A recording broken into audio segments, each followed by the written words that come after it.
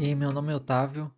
Aqui na aula 3 eu vou dar continuidade em programação JavaScript. Nessa aula eu vou abordar o condicional, else if, switch, funções, operador ternário e função flecha. Quando a gente está trabalhando com condicional, com if, às vezes a gente precisa testar mais de uma condição.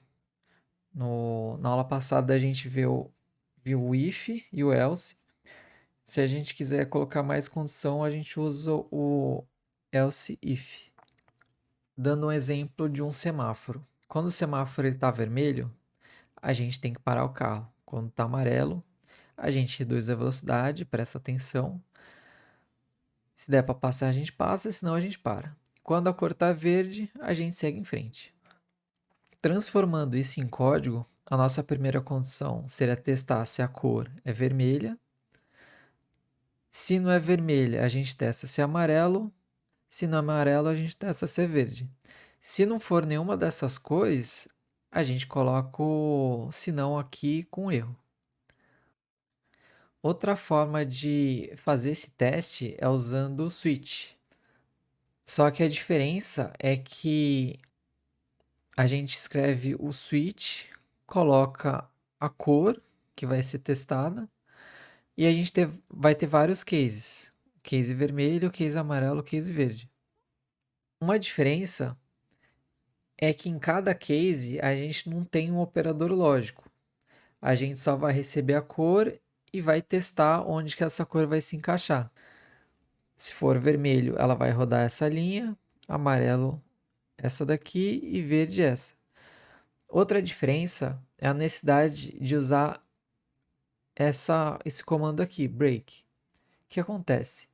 Se a nossa cor for vermelha, ele vai executar esse código. Se não tiver esse break, ele vai continuar fazendo os testes. Vai testar se é amarelo e vai testar se é verde. Isso não é muito interessante. É um interessante a gente, a partir do momento que a gente encontra o nosso case, a gente executar o código e sair do nosso bloco. Não ficar fazendo teste desnecessariamente.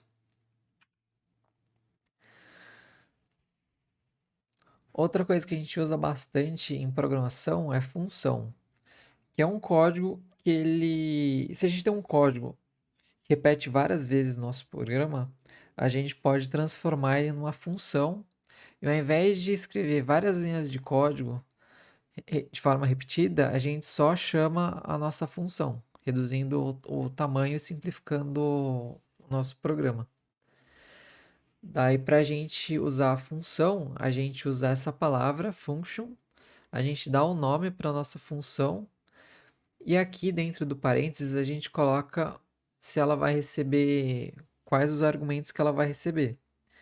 E daí aqui dentro a gente coloca o código que vai ser executado toda vez que a gente chamar a função.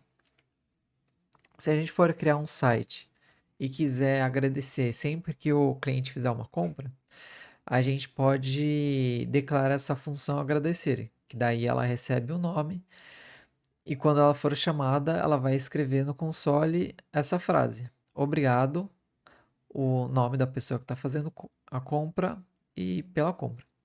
Se a gente chamar a nossa função com a stringiana, ele vai juntar o texto com a variável e vai escrever na tela: obrigado, Ana, pela compra. Outra coisa que a gente pode fazer com função é definir um valor padrão para o argumento.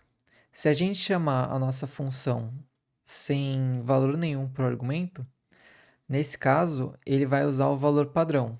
Ao invés do nome da pessoa, a gente deixa como cliente. Daí, quando a gente chamar a função, ele vai só escrever: obrigado, cliente, pela compra.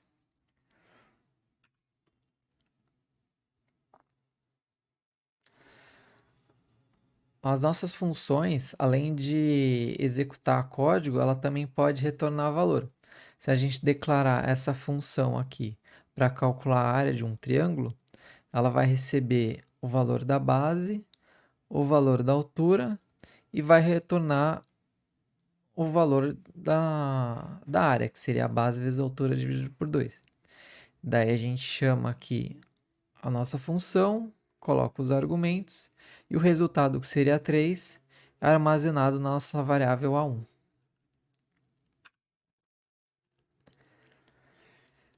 Em programação em JavaScript, a gente tem um negócio que chama operador ternário. O operador ternário é uma forma reduzida de escrever uma condição. Nesse caso, se a gente quer saber se o dia é segunda-feira, a gente escreveria um if desse jeito aqui. Se o dia é segunda, o resultado é verdade. Se não, o resultado é falso. A forma reduzida de escrever no operador ternário é essa daqui. A gente coloca a condição, escreve interrogação, o código que a gente vai executar se for verdade, 2 pontos, o código que executa se for falso. Daí, transformando essa nossa condição aqui em operador ternário, ficaria igual a essa linha. Se o dia for igual a segunda, a gente retorna verdadeiro, se não, retorna falso.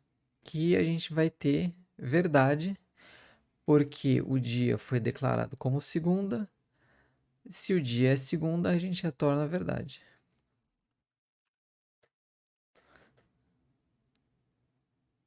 Outra forma reduzida que a gente tem é a função flecha.